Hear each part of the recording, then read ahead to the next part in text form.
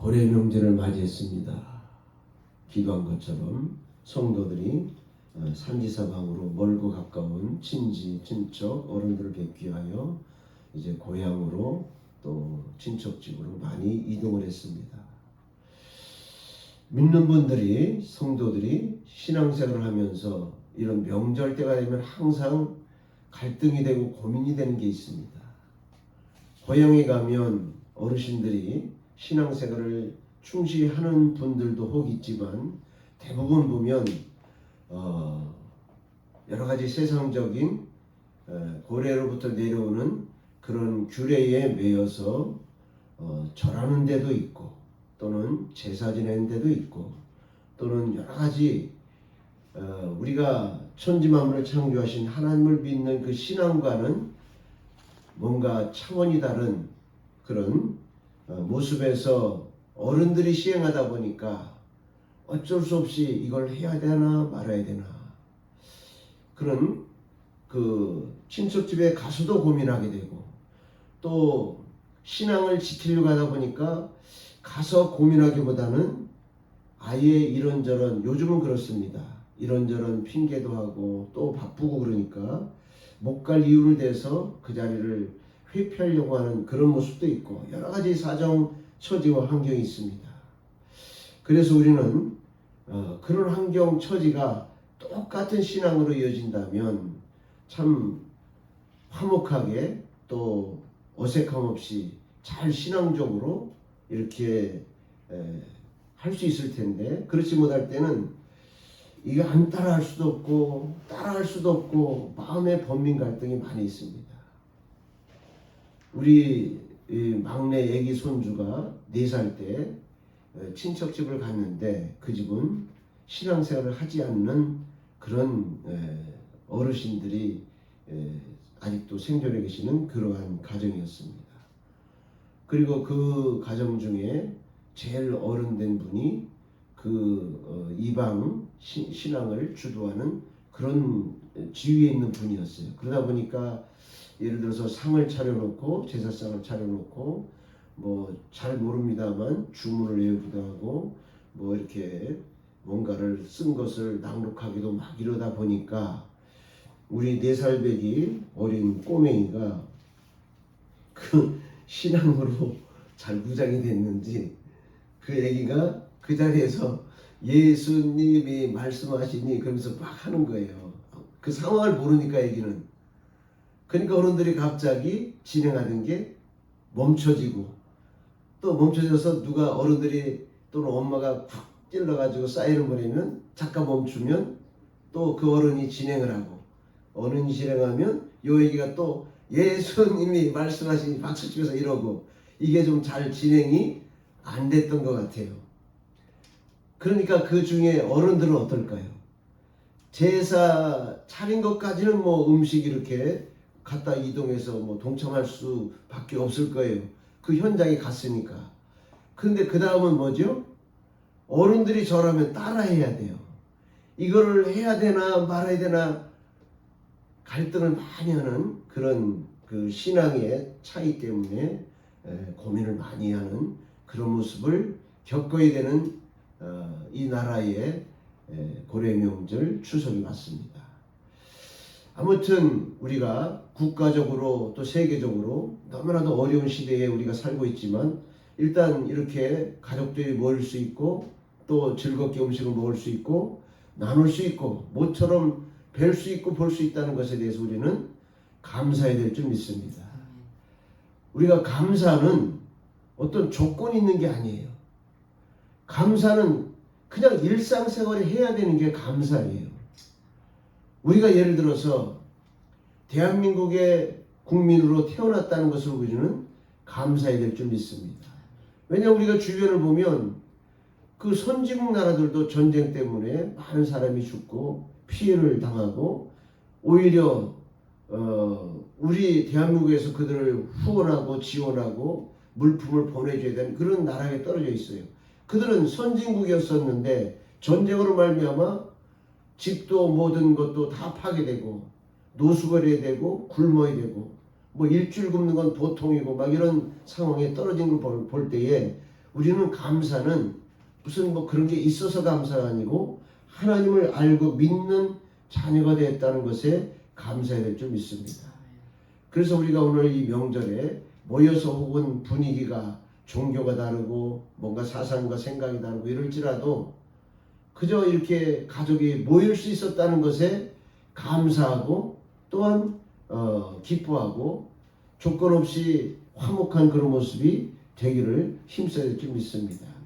과연 우리가 이렇게 명절을 맞이해서 신앙이 다른 어른들을 뵀을 때 제사상을 차리고 절을 하는데 내가 해야 돼야 될까 말아야 될까, 이게 많은 갈등이 있을 겁니다.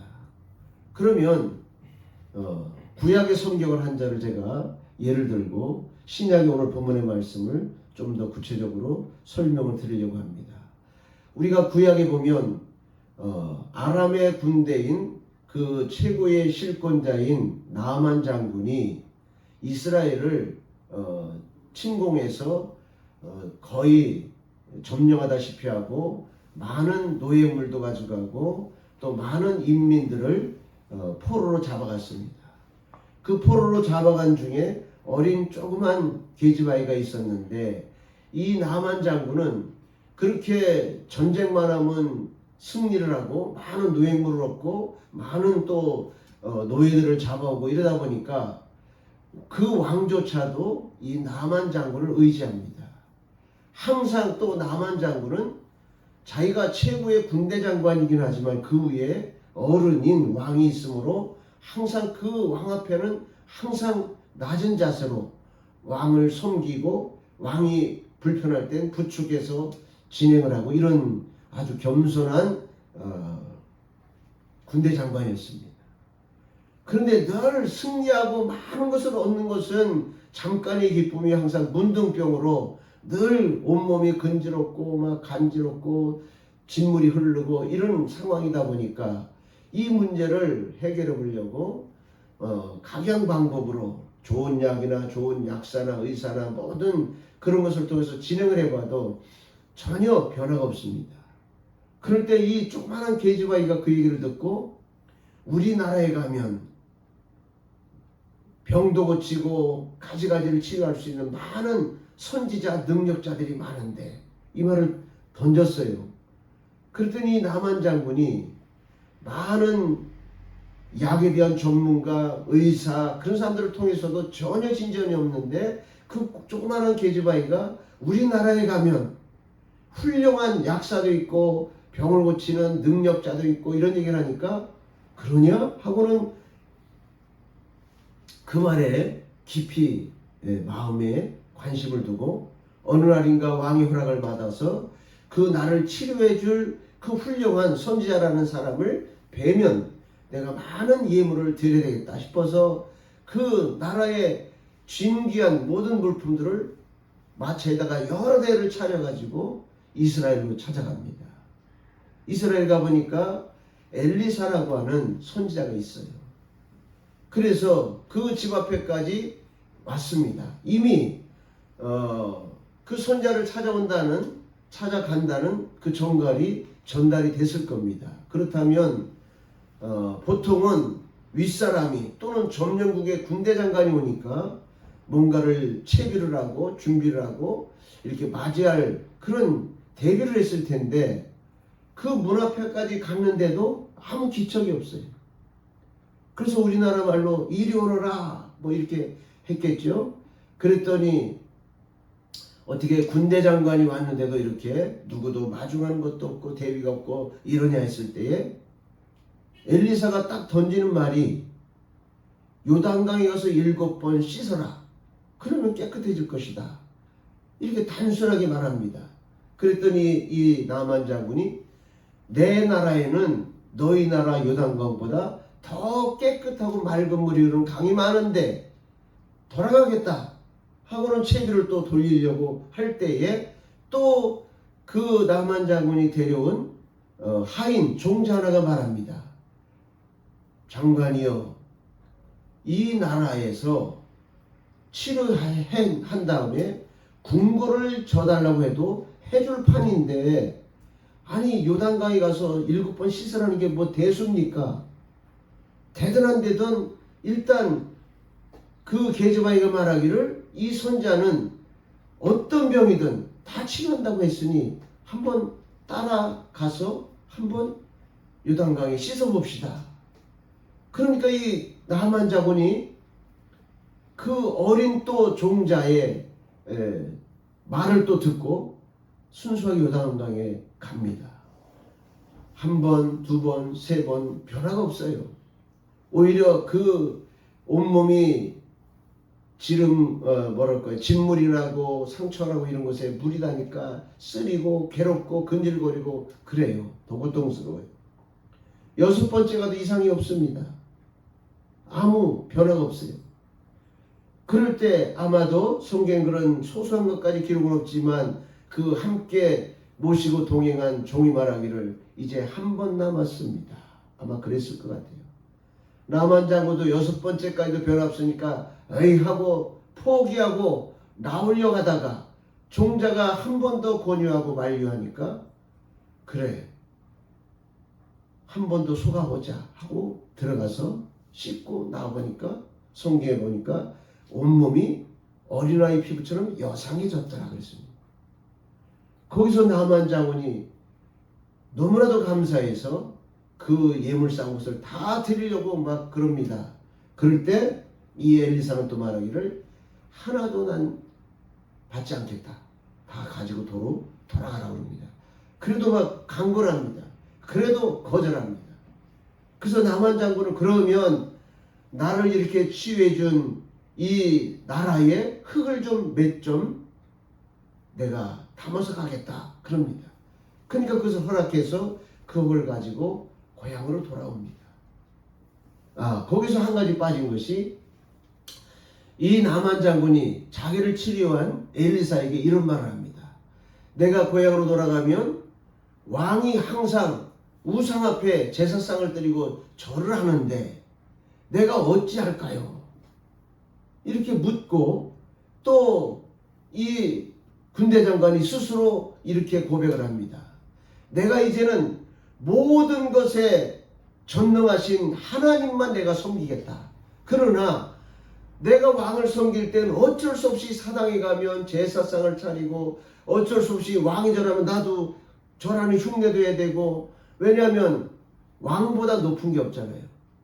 그래서 어쩔 수 없이 내가 왕이 살아 계신 동안 또는 부득이한 경우에 내가 전쟁에 나갔을 때는 안 하지만 왕의 옆에 있을 때 왕이 그 제단에 내가 모시갔을 때는 어쩔 수 없이 절을 할 수밖에 없습니다. 이것을 기억하시고 그 대신 내가 하나님만이 참 나의 경배를 받을 하나님이니 내가 쉽게 말하면 마음은 하나님께로 향했고 행동은 어쩔 수 없이 왕의 눈치를 봐야 되니까 고개 숙이는 신용기도 하는 것을 사하여 주옵소서 용서해 주옵소서 이렇게 고백을 합니다. 물론 이것을 우리가 정당화시켜서 그러니까 나도 그러면 되겠네 하고 한두 번 하다 보면 나중엔 어른들의 강요와 또 어쩔 수 없는 상황이 돼서 나중엔 나도 모르게 하게 될 수도 있는 상황이 될 수도 있어요. 그런데 이 나만 장군은 왕이 살아있는 동안에는 왕의 옆에서 왕을 보좌하는 동안에는 어쩔 수 없이 해야 돼요. 그 나라의 법이 그러니까 그 나라의 최고의 주권자가 있기 때문에 그의 말에 반역을 해서 갈아엎기 전에는 해야 되는 겁니다. 그러나 마음은 어때요? 만군의 주권자 대신 하나님만 내가 경배하겠습니다. 하지만 외형적으로는 그 우상 앞에 꾹뻑 숙이는 흉내를 내고 있어요. 우리가 어쩔 수 없는 상황에서 어르신들이 불신자들인데 그들과의 이런 명절에 모여서 갔을 때는 내가 어울려서 할 수도 있어요. 혹은 그러나 내 신앙에 내 마음에 내 안에 계신 성령님의 그 나와의 어떤 영과의 그 교제 속에서 꺼리낌이 없어야 된다는 거예요. 꺼리낌이 있으면 다음엔 안 해야 됩니다. 또 혹은 꺼리낌이 없었어 한 번은, 두 번 갔어. 해마다 있으니까 해마다 설날도 가야 되죠. 명절날 또 추석에도 가야 되죠. 또 무슨 뭐 그런 절할 수 있는 그런 무슨 제사 같은 게 또 있을 거예요. 조상들의 뭐에 제사한다. 그럴 때 한 번은 두 번은 내가 꺼리낌 없이 했어. 그런데 그걸 보니까 웃사람들이 너는 왜 절하라니? 이러다 보면 또 얘 어쩌고 이렇게 하다가 또 했어. 이러다 보면 나중에 내 양심에 신앙에 꺼리낌이 올 수 있어요. 그땐 안 해야 됩니다. 그런데 그걸 이기지 못하고 예 하고 하다 보면 이제는 내가 신앙을 팔아먹게 되고 신앙이 변질되는 겁니다.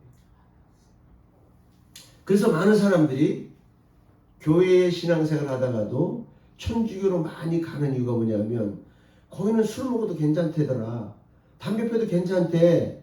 뭐 제사 드려도 괜찮다던데 저래도 괜찮없어. 아무 상관없어. 세상 사람과 섞이기에 별 문제가 없어요. 그러니까 천주교로 많이 가기도 합니다. 또 우리가 기독교의 정통적인 신앙생활 하던 분이, 제가 그 전에 다른 데서 목회를 할 때도 그 청년 하나가 유치원 때부터 잘 자랐던 청년인데 이제 고등학교를 졸업하고 대학교는 못 갔습니다. 공고를 나왔기 때문에. 그래서 이제 기술적인 그런 관계로 취업을 했는데 그때 마치 무슨 회식이 있었어요. 그랬더니 이제 온 지 얼마 안 된 친구다 보니까 과장도 한 잔, 부장도 한 잔, 뭐 대리도 한 잔, 뭐 동료 선배도 한 잔 막 퍼주는 거예요. 이걸 막아야 될까요? 말아야 될까요? 이런 갈등이 신앙생활을 하다 보면 참 많이 있어요. 이 친구가 나는 교회 다녀요. 그래도 한 잔은 안 돼요. 이 녀석아. 그러면서 부장이, 사장이, 전무가, 사장이 이렇게 하니까 나중엔 어떻게 됐을까요? 처음에는 안 먹었어요. 안 먹으니까 어떻게 될까요? 이런 고문관, 군대로 말하면 고문관, 그러면 좀 약간 모질을 하는, 적응을 못하는 그런 사람으로 찍힙니다. 그러면서 그 회식을 마치고 그 다음날인 건데인가 교회를 찾아와가지고 막 우는 겁니다. 왜 울을까요? 목사님이 가르쳐주기에 신앙생활대로 잘 진행이 돼야 모든 것이 순조롭고 모든 것이 잘 풀려진다. 그 하나님이 기뻐하신다. 그래서 해봤더니 신앙생활은 편안함이 혹 있는지 몰라도 회사에 가면 전부 다 고문관, 적응 못하는 찌질여 같은 사로 자꾸 왕따를 시키는 겁니다. 그러니까 이거를 해야 되냐 말아야 되냐를 결단을 못하고 고민한다는 거예요. 그러다 나중에 그 직장생활을 하다가 그 와이프가 그 반지 같은 거, 그 액세서리 사업을 조그맣게 가게를 열었어요. 그래서 그걸 그만두고 이 친구는 그 와이프는 이제 그 매장에서 그걸 하는 거고 이 친구는 뭐랄까요, 그 도매로 띄운다 그럴까요? 뭐 그런 데 가서 그 물건을 띄워오고 막 이런 역할을 하는, 그렇게 해서 돈을 잘 많이 벌었어요. 자, 우리가 신앙생활을 지킨다는 게 쉬운 게 아닙니다. 대부분 신앙인들이 교회에서는 주여 막 하고 회개하고 통성하고 다 그러다가 교회 문만 나서면 나는 예수 믿는 사람 아니라고 딱 닦아요. 그리고 술 먹을 땐 먹고 담배 필 땐 피고 막 그냥 어울려 갈 땐 가고 이런 일들이 참 많이 있어요. 또 하나를 제가 간증을 드릴게요.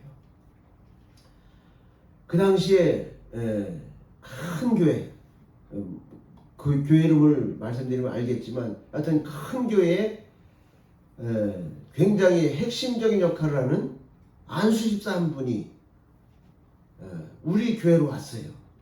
다른 교회 제가 심호할 때 이분이 이제 일본에 그 무역을 하는 무역회사 사장님인데 어떤 무역을 했냐면 요즘은 무슨 버섯 재배 같은 게 아주 팽배해져서 쉽지만 그 당시에는 많이 그게 없었어요, 재배가. 그래서 그걸 전문적으로 어느 농장에다가 딱 맡겨서 재배하면 그걸 독단적으로 일본에 수출하는 이런 걸 했는데 이분이 주일만 지나면 바이아들 외국 그 거래하는 자들과 때로는 술도 마셔야 되고 때로는 죄송합니다만 막 요정에도 가야 되고 그들을 뭐 2차 3차에도 막 대접해야 되고 그들을 마음을 사야 회사 거래가 트이니까 그 오다를 딸 수 있으니까 그런 일을 했습니다. 그러니까 자기도 중간에 술도 먹어야 되고 막 그런 관계가 자꾸 이루어진 거예요. 그러면 주일날 와가지고요. 근데 이분이 한 번은 그래요. 주일날 화장실에서 담배 피다가 걸렸어요. 그분이. 자, 그러면서도 그것을 회사를 그만두기 전에 끊을 수가 없으니까 그냥 주일날은 하나님 앞에 와서 회개하고 헌금한 몇십만 원이고 몇만 원이고 하고는 하나님 회개했으니까 깨끗해졌잖아요. 편안했잖아요. 주일날 지나면 또 일주일 동안은 부어라 마셔라 유정으로 술집으로 막 이렇게 방황을 하고 이런 생활이 계속되더라고요. 근데 이게 첫 그 대면의 과정을 잘 이겨야 됩니다.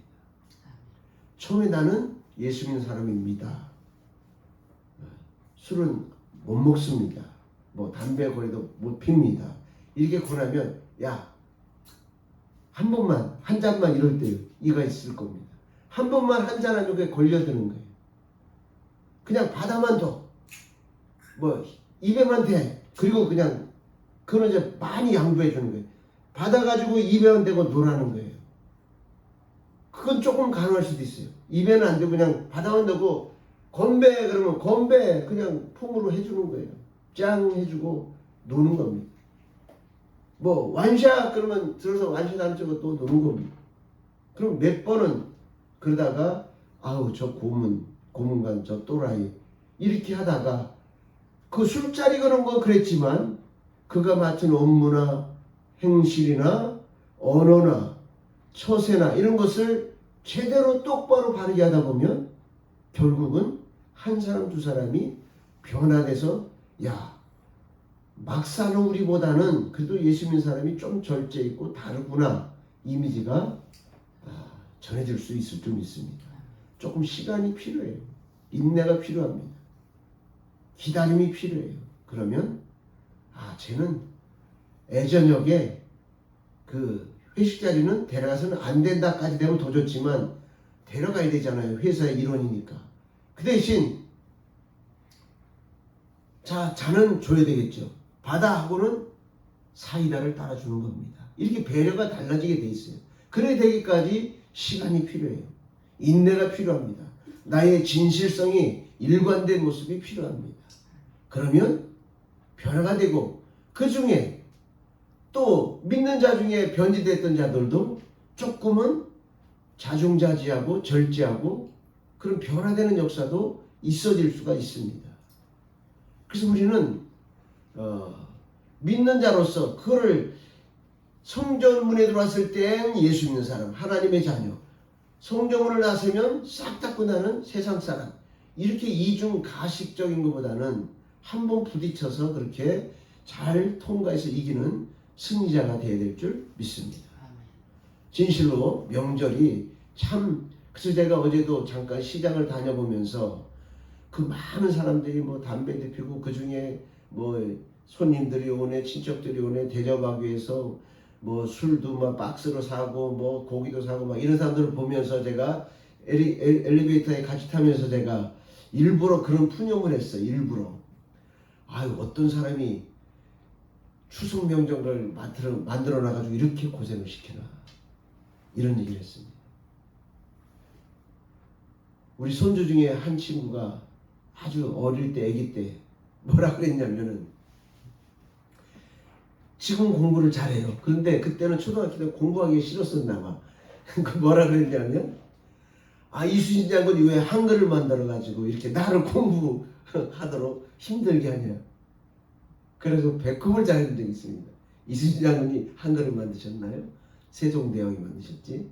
근데 이 친구가 얼마나 공부하기 싫은지 공부를 아주 하기 싫어해요. 그래서 이순신 장군이 왜 한글을 만들어 놔가지고 나를 이렇게 하기 싫어하는 공부를 해서 고달프게 하냐고 이렇게 했듯이, 이 추석이나 연휴, 명절을 누가 만들어 놔가지고 이렇게 참 고달프게 힘들게 하나. 제가 그런 얘기를 그 엘리베이터에서 툭 던지니까 옆에 있는 사람들이 끄떡끄떡 하긴 하더라고요. 말하자면 그래, 많은 손님과 이렇게 만나는 것도 즐겁고 좋긴 하지만 힘들다 이거예요. 자, 우리가 명절을 그렇다고 해서 우리가 죄송합니다만 스님들처럼 중들처럼 그 산속에 도피해가지고 혼자 살 수는 없어요. 더불어 살아야 되기 때문에. 더불어 살기 위해서는 우리가 죄롭게 처신을 하되 인내와 기다림이 필요하다. 먹기 싫다고 하는 그 술에다가 막 부고 막 이렇게 한다고 해서 그들과 맞대면해서 거기서 막 다툼이 일어진다면 진짜 문제가 생겨요. 그걸 잘 참고 몇 번 넘어간다면 그래도 좋은 변화 역사가 이루어져서 신앙생활을 좀 더 진지하게, 진솔하게, 덕되게, 유익되게 할 수 있는 그런 순간들이 올 수도 있게 될 줄 믿습니다. 자, 본문을 잠깐 보고 제가 사도 바울이 어떤 분이 말합니다. 야, 사도 바울처럼 그렇게 철학자요, 법학자요, 또 가문도 가말리엘 문화의 최고의 문화생이요. 그 당시 이스라엘이 로마의 속국인데 그는 로마 시민권을 가지고 있었어요. 이런 어떤 절대적인 지위와 차별된 위치에 있는 이 사도 바울이 예수를 만난 다음엔 나의 모든 지식과 철학과 모든 가문과 모든 것을 분토와 같이 버린다고 그랬어요. 가장 고상한 그 예수를 위하여 내가 모든 것을 내려놓는다고 그랬습니다. 그리고는 어찌 보면 고통과 고난과 어려움을 자초해요. 수많은 매도 맞고 형제들로부터 죽을 고비도 넘기고 굶주리고 잠 못 자고 추위에 떨고 노숙하고 이런 많은 고생을 자초하면서도 중심에 신앙이 확고하기 때문에 그 주변 환경이 그를 넘어뜨리지 못하는 겁니다. 한 번은 그가 신앙을 온전하게 증거하다가 주위 사람들한테 모함을 당해서 군병들에게 끌려가고 채찍을 맞고 나중엔 착고에 채워서 감옥에 들어갑니다. 거기서 사도 바울이 물론 찬양하고 기도하니까 막 옥문이 열리기도 하는 그런 기적도 일어나고 또 감옥에 처해 있었지만 그가 찬송하고 기도하고 많은 자들에게 그 고통 중에도 복음을 증가할 뿐만 아니라 데살로니가서 5장 16절로 18절에 보면 항상 기뻐하라 그래요. 감옥에 처해 있는데 기쁠 수 있을까요? 저 같아도 기쁘지 않을 것 같아요. 우리 일반 보통 신앙생활 하는 분들이 신앙생활에 순조롭고 잘 모든 게 풀려지고 열려질 땐 막 하나님을 찬양하고 영광 돌리다가 조금 문제가 생기면 갑자기 신앙생활이 부정으로 원망으로 바뀌어요. 불평이 난무합니다. 사도 바울은 그런데 착고에 채워서 지금 등짝은 피투성이로 아프고 고통스럽고 힘든데 착고에 채워져서 그런 상황에서도 찬송하고 기도할 뿐만 아니라 항상 기뻐하라. 저도 신앙이 그렇게 차원이 높다고는 볼 수는 없지만 지금보다 아주 차원이 낮을 때는 도무지 그 얘기가 이해가 안 됐어요. 내 삶을, 현실을 보는데 무슨 항상 기쁨이 있어. 하는 것마다 잘 안 되고 원망스럽고 불평이고. 그런데 쉬지 말고 기도하라 또 그럽니다. 기도는커녕 날마다 입에서 부정적이고 원망과 막 불평이 막 나오는데 기도가 나옵니까? 세 번째는 범사에 감사하라. 좋은 일을 쓴 감사가 나오는데 지금 피투성이가 됐는데 감사가 나올까요? 근데 사도 바울은 항상 기뻐하라, 쉬지 말고 기도하라, 범사에 감사하라 그랬습니다.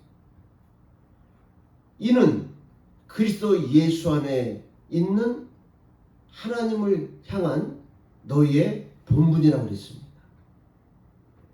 우리가 참 진실로 예수를 영접하고 성령을 받은 증거가 내 심령 가운데, 영혼 가운데 있다면 잠깐은 원망할 수 있어요.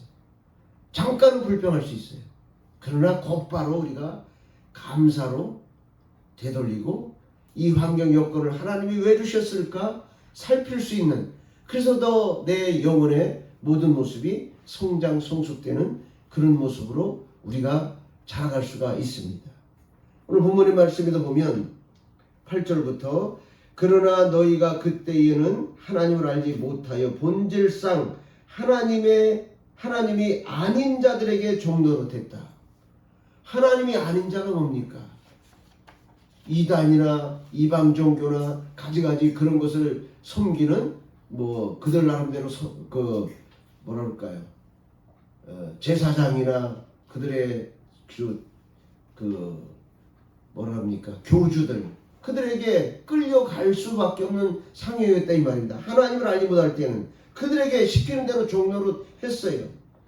그런데 이제는 너희가 하나님을 알 뿐더러 하나님도 아신 바 되었다. 내가 하나님을 알 뿐만 아니라 하나님이 나를 하나님의 자녀로 인정한 그런 모습을 우리가 삶을 통해서도 발견할 수 있고, 내 스스로도 내 마음속에서 나는 하나님의 택한 자녀, 구원받은 하나님의 백성이다. 이런 게 나도 모르게 자발적으로 고백될 때가 있습니다. 우리가 이성적으로 본다면 예수 그리스도가 2000년 전에 십자가에 죽었는지 살았는지 피 흘렸는지 태어났는지 몰라요. 내가 그 현장에 있던 것도 아니고 목격한 것도 아니에요. 그러나 우리가 신앙생활하면서 성령이 내 마음과 내 영혼을 터치하여 예수를 알게 하고 각인시키고 고백하게 하는 하나님의 자녀로 인침을 했고 내가 인정하고 인식한 신앙이 있다면 이제는 나도 하나님을 알고 하나님도 나를 알게 되었어요. 그런데 사도 바울이 갈라디아 교회 성도들 보니까 처음엔 이렇게 된 것 같았는데 고난이 오고 얼음이 오고 주위로부터 친척들로부터 핍박이 오고 멸시와 조롱과 왕따가 오고 이러다 보니까 다시 원점으로 돌아가는 거예요. 다시 옛것으로 돌아가는 거예요. 어찌하여 다시 약하고 천한 초등학문으로 돌아가서 다시 저희에게 종로로 타려 하느냐. 그래서 우리는 고비고비가 있을 때마다 신앙으로 잘 이겨야 될 줄 믿습니다. 언제까지 이겨야 되느냐? 언제까지 이겨야 되냐면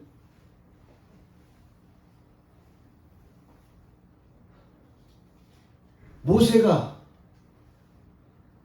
소천했을 때 한쪽에서는 죽음의 사자가 그 육체를 가져가려고 그러고 한쪽에서는 미가엘 천사가 그 육체를 가져가려고 하는 그런 싸움이 벌어집니다. 이건 영적인 일이기 때문에 육적으로는 잘 안 보일 수 있어요. 그 영적으로 우리가 기도 많이 한 분들, 영적인 영능이 있는 자들은 또 그런 것을 보거나 또 경험한 분들도 있습니다. 말하자면 어떤 사람이 죽은 그런 장례식에 갔는데 기도해 보니까 천사와 마귀의 사자가 서로 육체를 가져가려고 싸운다는 게 보여진다는 동, 영적으로 본다는 동, 이런 얘기를 간증을 들어볼 수도 있습니다. 그럴 때 미가엘 천사가 모세의 그 시신을, 그 영을 이제 가져가는 그런 승리를 봅니다. 말하자면 우리가 우리 임종하는 그 순간까지도 예수를 부여잡아야 천군 천사로부터 우리 하나님의 품에 들림받아 올라가는 영적 구원을 얻게 된 줄 믿습니다. 부활의 날에는 우리 육체도 부활하죠. 그래서 우리가 정말 신앙생활을 때로는 우리가 낙심하여 곁길로 살짝 빠질 때도 있어요. 세상과 양다리 걸릴 때도 있습니다. 목사님들도 때로는 목회가 힘들고 좌절되면 세상으로 한번 가면 내가 더 잘 되지 않을까? 이런 생각도 할 때도 있습니다. 요즘 그런 얘기도 있습니다. 절이 아니라 점쟁이들을 제일 많이 찾아가는 사람이 권사님들이 제일 많이 찾아가요. 어렵고 힘드니까 조금 앞길에 데려질 일이 되겠습니까? 안 되겠습니까? 이거를 기도하면 금방 될 거다, 안 될 거다 응답이 잘 안 돼요. 근데 점쟁이들 찾아가면 그거 조금만 지나면 될 것 같은데, 또 어려움이 있는 것은 쉽게 말하면 뭐를 좀 제대로 안 했네, 뭐 복채를 좀 덜 넣었네, 뭐 이런 식으로 해가지고 돈을 뜯어내는 식으로 거기에 어리석으면 자꾸 빨려 들어가고 몰려가는 것입니다. 그래서 재산을 탕진하게 되죠. 자, 10절에 보면 너희가 날과 달과 절기와 해를 삼가 지키니 내가 너희를 위하여 수고한 것이 헛될까 두렵다. 사도 바울이 예수를 깊이 만나고 하나님을 만나고 깨닫고 보니까 세상의 지식도 중요하고 물질도 중요하고 지위도 중요하고 다 중요하지만 이것은 육체가 있는 동안 사는 동안에 필요한 것이지 사후 세계에서는 아무 무익하다는 거예요. 이걸 깨달은 겁니다. 그래서 사도 바울은 다 버렸다고 해서 다 내팽개쳤다는 뜻이 아니에요. 자기에게 지식과 또 학문과 철학과 법학과 명예와 기득권과 있는 것을 다 이 사후 세계 대비를 위해서 다 썼다는 거예요. 버렸다는 게 포기했다는 뜻이 아니에요. 우리가 세상에서 최고의 위치에 올라가야 돼요. 최고의 명예에 올라가야 됩니다. 부를 얻으려면 아주 대거부가 되는 그런 단계까지도 올라갈 수 있으면 올라가야 돼요. 그러면 최고의 단계에 올라간 다음에 어쩔 거냔 말이에요. 죽고 나면 다 소용없는 무용지물이에요. 그거를 노후 대책, 내 인생 대책을 했다면 사후 대책을 위해서 그거를 사용할 수 있는 이런 지혜와 총명 있는 자가 노후 대책과 사후 대책과 영세 대책까지 다 가지는 겁니다. 어리석은 사람들은 노세 젊은 옷에 늙어지면 못 노나니 이 땅만이 전부인 줄 착각합니다만 이 땅만이 전부는 아니에요. 분명히 사후 세계는 있습니다. 노후 세계는 있습니다. 믿지 않는, 예수를 믿지 않는 자들도 무슨 뭐라 그럽니까? 뭐라 그러죠? 뭐 염라대왕이 있네. 그들도 안 믿지만 염라대왕이 있네. 사후 세계를 얘기를 해요. 지옥 얘기를 합니다. 있습니다. 그 소리는 이 땅에서도 평안과 넉넉함과 건강을 누려야 되지만 사는 동안 사후의 대책을 항상 대비한 육적 대책이 되어야 될 줄 믿습니다. 그런 자가 모든 것을 얻는 거예요. 이 땅만 얻으면 부분적으로 얻다가 다 버리는 겁니다. 우리가 예수를 얻으면 전부를 얻는 겁니다. 신앙인들은 전부를 얻는 거예요. 세상에서 부귀영화 권세 모든 걸 얻은 사람은 반은 얻었지만 죽으면 다 잃는 겁니다. 전부 잃는 거예요. 그래서 우리는 항상 현실은 충실하되 포커스는 사후의 대책에 항상 맞춰야 됩니다. 이 땅에서 우리가 거름뱅이처럼 멸시운대 받으면 안 되죠. 비참하게 초라하게 살면 안 되죠. 최선을 다해서 많은 사람들에게 덕과 이익을 끼치는 모습이 돼야 되겠죠. 왜냐? 특히나 하나님을 믿는 사람이 우주 만물의 창조주의 그 전능하신 하나님의 자녀라는 자들이 저렇게 비참하게 초라하게 부끄럽게 살면 덕이 안 되니까 이 땅에서도 기왕이면 부귀영화 권세 영광 모든 것을 잘 되는 복을 받아서 누려야 됩니다. 그런데 누림으로만 목적이 끝나면 다 잃는 거예요. 사후대책 영생의 나라까지 가서도 모든 것을 누릴 수 있는 그런 대책으로 노후대책, 유계대책을 꿈꾸고 성취해야 될 줄 믿습니다. 그런 자는 전부를 얻는 겁니다. 신앙인은 전부 아니면 전무예요. 다른 사람이 저와 여러분의 형편을 보고 좀 얻었네 아니면 아유 다 잃었네 이렇게 볼 수 있을지 몰라도 이것은 결과가 아닙니다. 결과는 죽음 이후의 세계가 결과예요. 그래서 우리는 이 땅에 사는 동안에 사후의 대책을 위하여 많은 것을 준비할 때 전부를 얻게 되는 줄 믿습니다. 전부를 얻는 저와 여러분이 되어야 될 줄 믿습니다. 기도하겠습니다.